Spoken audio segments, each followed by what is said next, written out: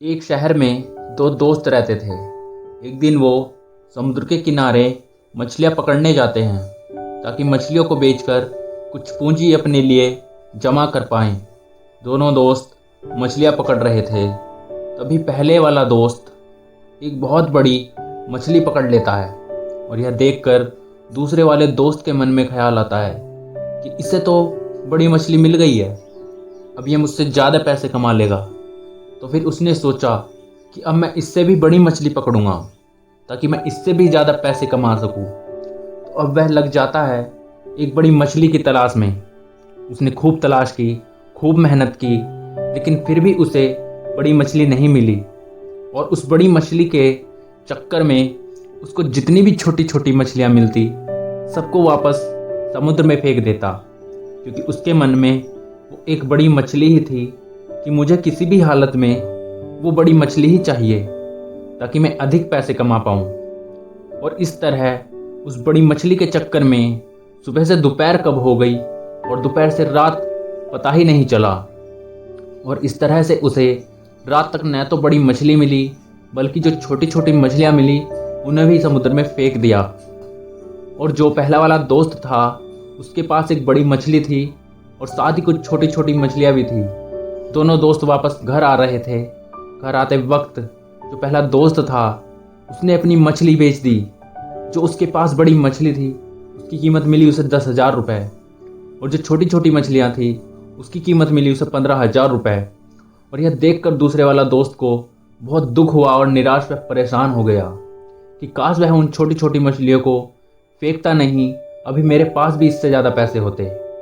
तब उसके दोस्त ने उसको बताया कि जो छोटी छोटी मछलियाँ तुमने फेंकी थी, मेरी नज़र उन मछलियों पर ही थी और वो मैंने पकड़ ली थी, और उन छोटी छोटी मछलियों की ही वजह से मुझे 15,000 रुपये मिले। और ये जानने के बाद दूसरे वाला दोस्त बिल्कुल निराश और हताश हो गया। और दोस्तों, इस कहानी से हम सीख सकते हैं कि बड़े बड़े के चक्कर में कई बार हम कई सारे छोटे छोटे मौके हाथ से गंवा देते हैं। हमें कभी भी लाइफ में छोटी चीज़ों को इग्नोर नहीं करना चाहिए, क्योंकि छोटी छोटी चीज़ें कब एक विशाल रूप धारण कर लेती है इसका कोई अंदाज़ा नहीं लगा सकता। हर छोटी से छोटी चीज़ पर ध्यान दो, उसको अनदेखा मत करो, क्योंकि इसकी अहमियत आपको आगे चलकर पता चलेगी। Story number 2। एक गांव में दो लड़के रहते थे, मोहन और सोहन। दोनों के पिता बहुत अमीर थे।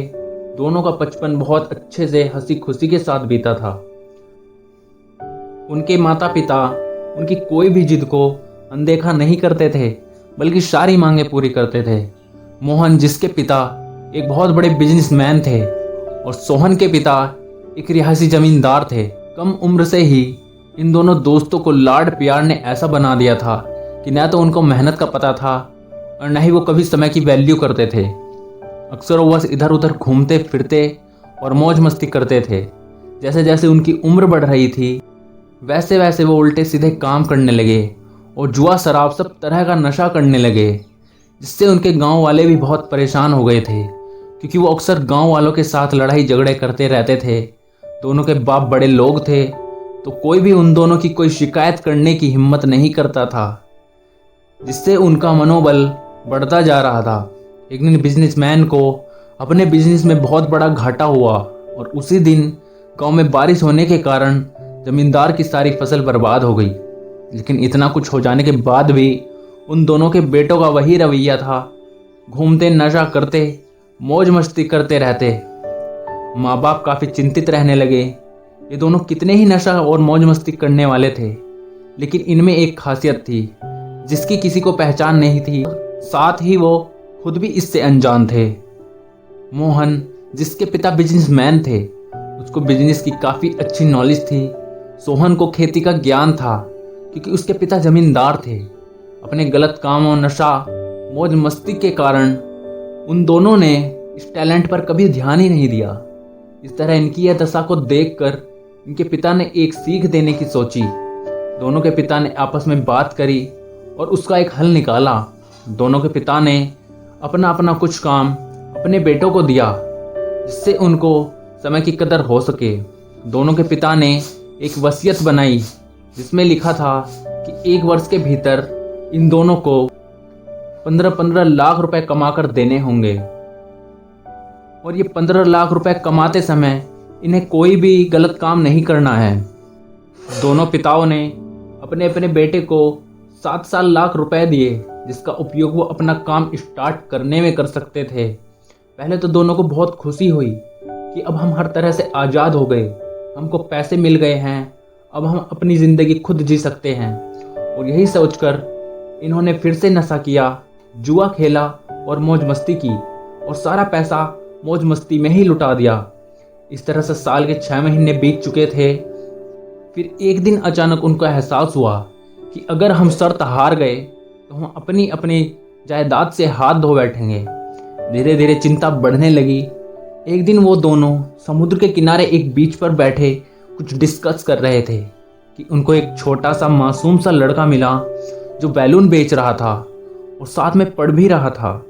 मोहन ने उस लड़के से पूछा, बेटा आपकी उम्र क्या है और इतनी छोटी उम्र में आप ये काम क्यों कर रहे हो? अभी तो आपकी उम्र मौज मस्ती की है। उस लड़के ने बड़ा ही प्यारा सा जवाब दिया कि अंकल मेरी उम्र 13 साल है और मेरे पापा अब इस दुनिया में नहीं रहे और माँ भी बहुत बीमार बोलकर, इसलिए मैं ये काम करता हूँ। रोने लगा। दोनों ने मिलकर उसको समझाया और सोहन के पास जो भी पैसे थे सब कुछ लड़के को देने लगा। उसके बाद लड़के ने बोला, अंकल आप मेरे ये बैलून ले लो, मुझे बहुत खुशी होगी क्योंकि फ्री के पैसों से मेरा मन पढ़ाई में नहीं लगेगा और हर बार मैं फ्री के पैसे ही तलाश करूँगा। मैं बस अपना भविष्य बनाना चाहता हूँ और माँ ठीक हो जाए। अगर अब मैंने गलत कामों पर ध्यान दिया तो समय बहुत आगे निकल जाएगा और मैं कुछ नहीं कर पाऊँगा। सोहन ने उस लड़के के सारे बैलून्स ले लिए और दोनों घर लौट आए। उस मासूम से बच्चे का उन दोनों पर बहुत गहरा प्रभाव पड़ा और उन्हें एहसास हुआ कि वो कितने गलत थे।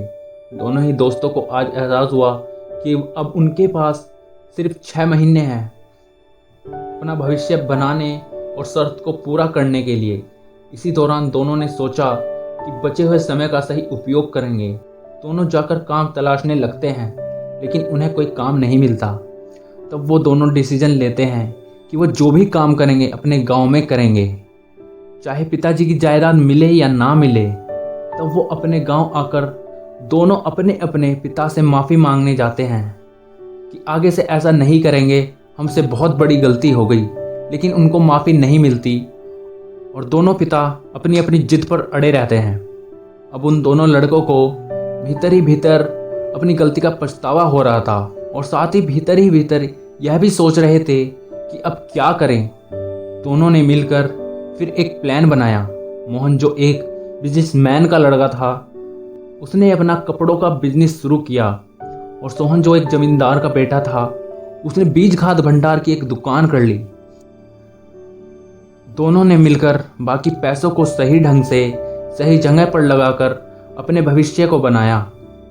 साथ ही उन दोनों लड़कों को और उनके पिता को एक अलग पहचान मिल रही थी। इसके चलते उन दोनों लड़कों के पिता ने उन दोनों को माफ़ भी कर दिया, जिसके चलते सब खुश थे और साथ ही गांव वालों में भी खुशी का माहौल था। इस तरह से दोस्तों उन दोनों को समय की वैल्यू का अंदाज़ा हुआ और ये कहानी हमें एक सीख देती है। समय बहुत अनमोल और बलवान होता है दोस्तों। यह कब आपके हाथ से रेत की तरह फिसल जाएगा आपको पता नहीं चलेगा। तो अपनी कीमती समय को वेस्ट ना करके कुछ ऐसा हासिल करो जो सब आपकी तारीफ करें, इज्जत करें और वैल्यू करें। Story number 3। एक जंगल में पहाड़ियों के बीच एक गुरुजी रहते थे जिनका वहाँ आश्रम बना हुआ था। बहुत सारे विद्यार्थी विद्या प्राप्त करने आते थे। गुरुजी अपने सभी विद्यार्थियों से लगाव रखते थे और उन्हें सभी तरह की विद्याएं प्रदान करते थे। लेकिन एक लड़का ऐसा था जो बहुत ही सीधा और सरल था। उसे बार बार समझाने पर भी कुछ समझ नहीं आता था। धीरे धीरे समय बीतता चला गया लेकिन वह लड़का कुछ समझ नहीं पा रहा था। एक दिन रोजाना की तरह गुरुजी विद्याएं सिखा रहे थे। तभी गुरुजी की नज़र उस लड़के पर गई। गुरुजी को गुस्सा आया और गुस्से में बोले, बेटा जरा इधर आओ और अपना हाथ आगे करो और भाग्य रेखा दिखाओ। उस लड़के ने गुरुजी के सामने हाथ किया और तभी गुरुजी ने कुछ देर हाथ देखने के बाद कहा, बेटा तुम्हारे भाग्य में विद्याएं सीखना नहीं है, तुम अपने घर लौट जाओ और अपना समय यहाँ व्यर्थ मत करो। अपने घर रहकर ही कुछ काम करो। लड़के ने तभी पूछा, गुरुजी मैं विद्या प्राप्त क्यों नहीं कर सकता? तभी गुरुजी ने जवाब दिया, तुम्हारे हाथ में विद्या रेखा ही नहीं है, इसलिए तुम्हारे भाग्य में विद्या प्राप्त करना नहीं है। गुरुजी ने एक विद्यार्थी को बुलाया और उसकी हथेली उसे दिखाते हुए कहा, ये देखो बेटा, ये विद्या रेखा तुम्हारे हाथों में नहीं है, इसलिए तुम घर पर जाओ और वहाँ कोई काम करो। यह सुनते ही उस विद्यार्थी ने वहाँ पड़ी हुई एक नुकीली लकड़ी उठाई और उसे अपने हाथों पर एक लकीर बना दी और कहा, गुरुजी अब मेरे भाग्य में विद्या है ना, क्योंकि मैंने विद्या रेखा अपने हाथ पर बना दी। हाथ से काफ़ी खून बह रहा था। गुरुजी ने उस लड़के की ओर देखा और गुरुजी व्याकुल हो गए और बड़े ही विनम्र भाव से कहा, बेटा तुम्हारे जो विद्या सीखने का उत्साह है वो सराहनीय है। तुम्हें विद्या सीखने से कोई ताकत नहीं रोक सकती, साथ ही मैं भी नहीं रोक सकता। दोस्तों यह कहानी हमें एक बहुत बड़ी सीख देती है। अगर दृढ़ निश्चय हो और सीखने की लगन हो तो कोई भी व्यक्ति अपने परिश्रम से अपने भाग्य और हाथों की लकीरों को बदल सकता है। अपने दम पर जो चाहे वो पा सकता है। बस एक लगन होनी चाहिए, एक जुनून होना चाहिए और हिम्मत कभी नहीं हारनी चाहिए। जय हिंद दोस्तों।